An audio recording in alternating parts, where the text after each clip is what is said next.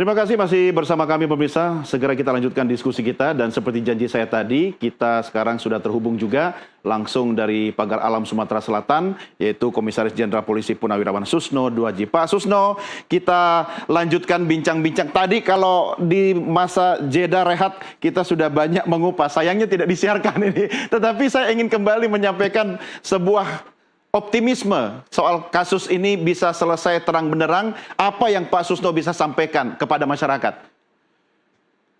Ya, pertama kita ucapkan selamat kepada Polda Metro dan Polres Jakarta Timur bahwa ini dalam waktu yang relatif singkat terungkap ya.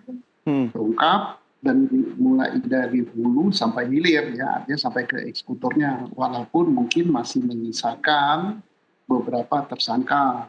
Ada tersangka yang sudah tertangkap, tetapi karena tunduk kepada peradilan yang berbeda, yaitu oknum daripada TNI, maka dia sudah diperiksa oleh peradilan militer, yaitu penyidik POM, tetapi mungkin hasilnya belum dipublikasi. Tapi saya yakin atas kerjasama yang baik antara penyidik Polri dengan penyidik polisi militer, perkara ini tidak disidik dan tidak diproses melalui peradilan koneksitas. Mengapa? Kalau peradilan koneksitas itu akan memakan waktu yang cukup lama, karena tim koneksitas itu harus dibentuk dan melibatkan Kejaksaan Agung dan sebagainya.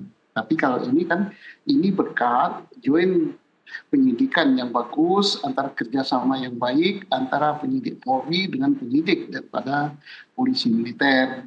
Nah, hasil dari penyidikan Polri itu tentunya informasi-informasi yang dapat akan digunakan oleh penyidik tindak pidana militer, yaitu POM atau polisi militer dalam menyidik FH gitu. Nantinya akan dituangkan dalam berita acara, dalam pemeriksaan mungkin yang ada di Polri akan menjadi saksi pada perkara FH di peradilan militer. Demikian sebaliknya, hasil pemeriksaan FH dan saksi-saksi lain yang didapat oleh polisi militer akan digunakan oleh penyidik Polri untuk digunakan sebagai alat bukti juga, walaupun nanti harus diperiksa lagi. Kenapa harus diperiksa lagi? Tidak bisa begitu saja hasil penyidikan itu copy paste langsung ditempatkan, karena POM itu bukanlah penyidik sipil. Gitu. Nah, Polri bisa saja menyidik TNI aktif, boleh disidik sebagai saksi, tetapi tidak bisa disidik untuk tersangka. Nah, demikian juga orang-orang sipil boleh saja disidik oleh polisi militer, tapi untuk saksi. Nah, kalau untuk tersangkanya dia tunduk kepada peradilan sipil. Jadi bagus ini, menunjukkan suatu jenis kerjasama penyidikan yang sangat bagus gitu. Mudah-mudahan bisa terungkap terang benderang sampai ke motifnya, motif yang sebenarnya gitu. Artinya lebih banyak manfaatnya dong, Jenderal, joint investigation ini bagi upaya membuat kasus ini terang benderang. Tapi bagaimana dengan independensi dan keyakinan bahwa tidak akan ada intervensi selama kasus ini diperiksa? Kita yakin gitu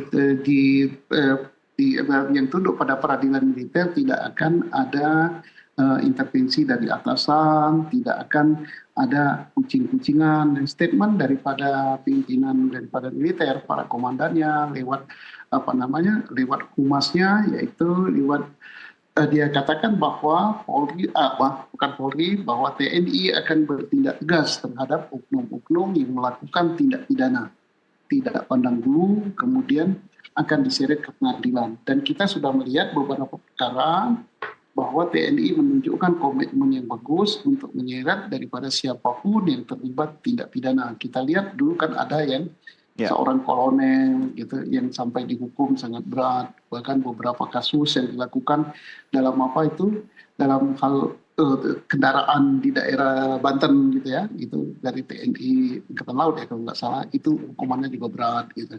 Mudah-mudahan komitmen yang bagus ini juga menambah kepercayaan masyarakat kepada institusi TNI, dan demikian juga dalam hal penyidikan ini akan menunjukkan kepada publik, kepercayaan publik bahwa Polri dengan TNI bisa bekerja sama dengan baik di dalam mengungkap kejahatan dan memberikan hukuman yang bagus, yang seadil-adilnya, sehingga pihak korban bisa mendapatkan keadilan.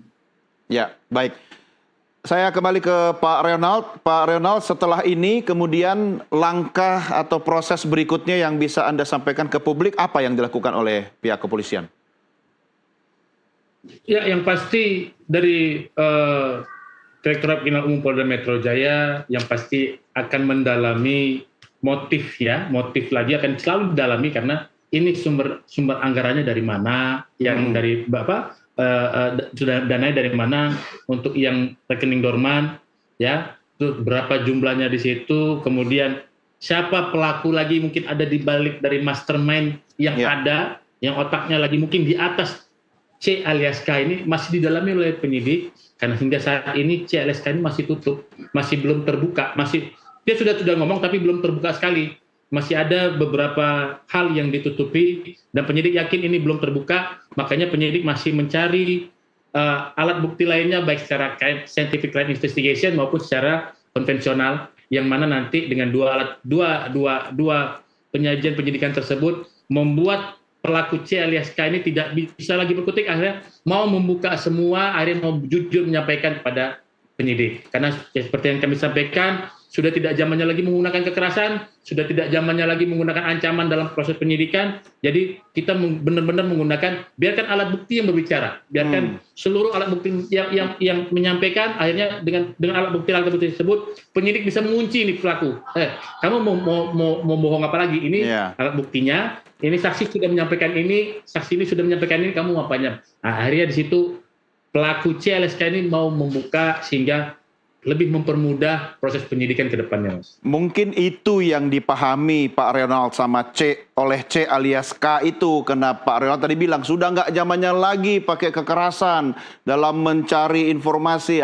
Karena dia paham, polisi sekarang itu nggak main kasar, jadi dia bertahan itu. Nggak buka mulut itu, Pak Reonald. Oleh sebab itu kan dibutuhkan kepiawaian dari penyidik, Mas. Dibutuhkan kepiawaian dari penyidik. Pendekatan penyidik kepada para pelaku, ya, baik secara kedekatan secara emosional, mulai dari bahasa-bahasa yang mungkin bisa menyentuh pelaku tersebut sehingga mau membuka, itu kan dibutuhkan kepiawaian pada penyidik. Oleh sebab itu mohon waktu, biarkan penyidik ini mengeluarkan kemampuannya untuk bagaimana pelaku C alias K ini bisa membuka sehingga menjadi terang benderang apa sih semuanya yang terjadi di balik dengan nomor rekening dorman tersebut. Apalagi menggunakan teknik scientific crime investigation pasti lebih banyak membantu ya Pak Reonald ya? Betul. Nah, karena nanti di situ alat bukti yang berbicara, bukan mereka lagi. Jadi pelaku nggak perlu, dia ngomong tidak ngomong, dia tidak akan bisa lagi berbohong. Karena dia cerita yang sebenarnya atau tidak, karena alat bukti sudah berbicara. Ini loh alirannya, ini loh alat bukti sudah dapatkan baik cara digital forensik, dan pembuktian investigation crime scientific crime investigation lainnya. Wah, Pak Reonald, Anda beruntung sekali malam ini.